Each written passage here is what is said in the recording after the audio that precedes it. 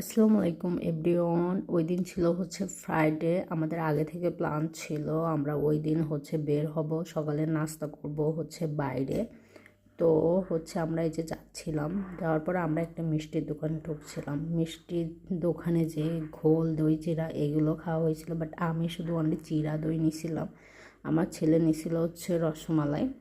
তো তারপরে হচ্ছে ওই যে ও খাচ্ছে আর দুষ্টুমি করতেছে। আমরা খাওয়া দাওয়া শেষ করে পাশে একটা পার্কে গেছিলাম। যারা সাধারণত খুলনায় থাকে ম্যাক্সিমাম এই পার্কটাকে সবাই চেনে। এটা মূলত হচ্ছে হাদিস পার্ক। এখানে সকালবেলা মোটামুটি অনেক লোকজন হাঁটাহাঁটি বা ব্যায়াম করার জন্য আসে। তারপর হচ্ছে আমরা পুরো একটা পার্কে একবার রাউন্ড দিছি। দেওয়ার পরে হচ্ছে মাশাল্লাহ দেখছি পরিবেশটা অনেক সুন্দর। তারপর আমি হচ্ছে বাসায় চলে গেছিলাম। তো ওই দিন উইকেন্ডটা আমার মূলত অনেক ভালো কাটছে।